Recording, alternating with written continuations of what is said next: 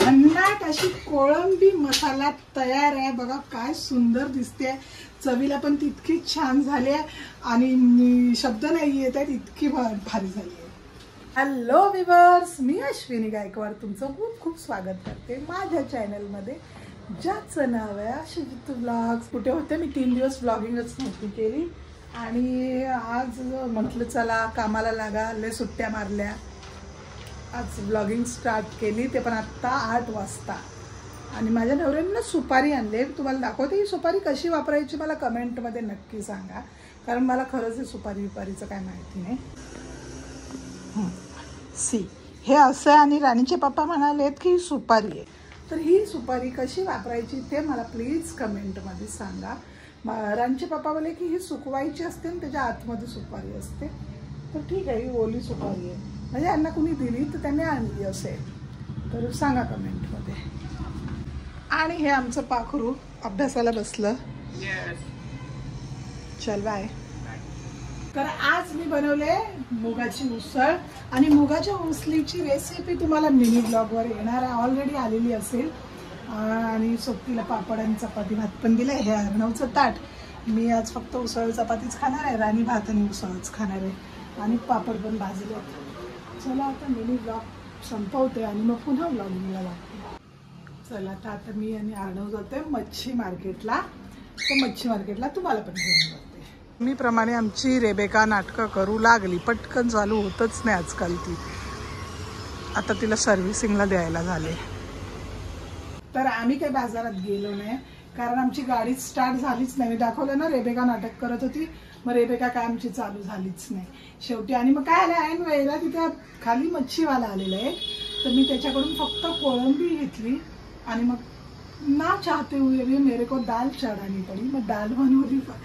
आणि आज आहेत जितू घरी होते म्हणून त्यांना फिश खायचं होतं, पण तो प्रोग्राम आपला कॅन्सल झाला, मच्छी मार्केटला जायचा. मग कोळंबी आणली आणि आत्ता मी बनवते कोळंबी मसाला.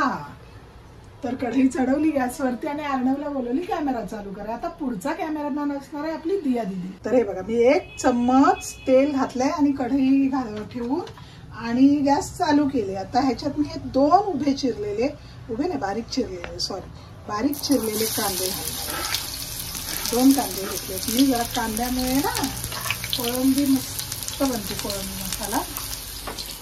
आणि त्याच्याकडे खूप मच्छी होतं, पण खूप महाग सांगतात आमच्या इथे मच्छीवाले.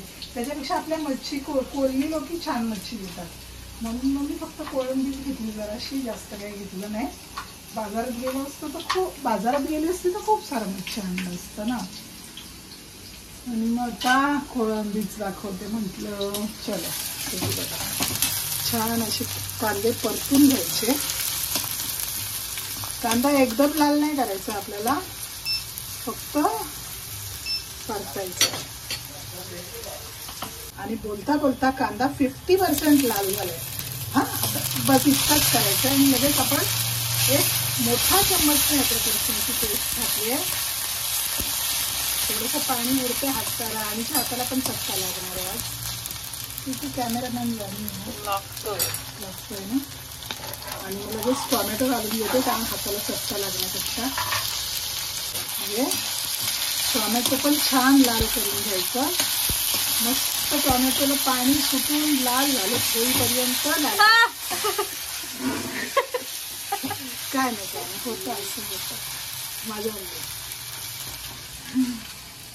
तर बघितलं तर आणि जोरात पिचलली, कारण तिच्या हातावर अद्रक लसूणचं पाणी उडालं.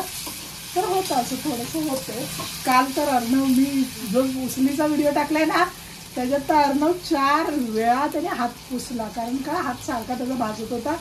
आणि नंतर मस्त झणझणीत उसळ झालेली ना, मसाल्याच्या सुगंधाने त्याला सारख्या शिंका पण सुटलेल्या. बापरे, अर्णव म्हणतो शिंकणीपेक्षा तर ही उसळ डेंजर आहे, एवढ्या शिंका सुटलेल्या त्याला. चला आता बोलता बोलता लगेच टोमॅटो पण लाल झाला बघ. आपण मसाले घालून घेऊया. तर आता मी हे मसाले घालून घेते. मीठ, हळद, कोल्हापुरी मसाला, माझा घरचा मसाला आणि धणे पावडर. आणि हे सर्व छान परतून घ्यायचं. ह्याच्यात पाणी नाही घालणार आहे. तर ह्याच्यात आपण डायरेक्ट आता कोळंबी घालणार आणि कोळंबीला पाणी सुटू द्यायचंय आणि ते पाणी पूर्ण आटवायचंय. ती खूप छान प्रोसेस आहे. एक थेंबही पाणी नव्हता घातला. मी फक्त कोळंबी घालणार आहे आणि ह्याच्यातच छान कोळंबी परतून घ्यायची. कोळंबी आता ह्याच्यात अशी छान परतून घेऊया आणि गॅस फास्ट ठेवायचा, जेणेकरून कोळंबीला पाणी सुटेल आणि तिचं पूर्ण पाणी आटून जाईल.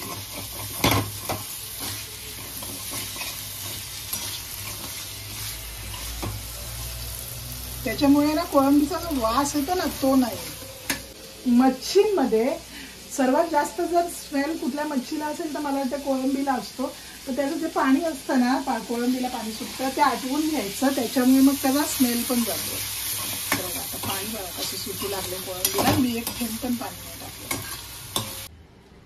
तर मी 5 मिनिटासाठी झाकण ठेवलेलं कोळंबीला छान पाणी सुटण्यासाठी. आणि आता तेव्हा आमचा कॅमेरामॅननी कॅमेरा बंद केलेला. आता झाकण काढले, बघा कोळंबीचं पाणी किती सुटलंय. सगळं पाणी छान आटवून घ्यायचं, एकदम ड्राय झाली पाहिजे कोळंबी. तर हे बघा ना, मस्त पाणी आटलं सगळं. कोळंबी छान भुनून घेतली मी त्या पाण्यात. अजिबात थेंबभर पण पाणी राहिलं नाही, तेल सुटलं. आत्ता ह्याच्यात आपण पाणी घालायचं, जितकं कन्सिस्टन्सी हवी तितकं घाला. आणि आता ह्याच्यात मी घालणार आहे चिंच. आज चिंच घालते, आज कोकम आगळ नाही घालणार आहे, चिंच घालत आहे. तर म्हटलं चिंचेचा पण वापर झाला पाहिजे. आणि आता मस्त कोळंबी मसाला बनवून घेऊया आटून. थोडंसं अर्धी मिरची आहे मध्ये कापून घेतली, अशीच छान सजवायला टाकली. आता पुन्हा याला मी झाकण मारून 5 मिनिटं शिजवते.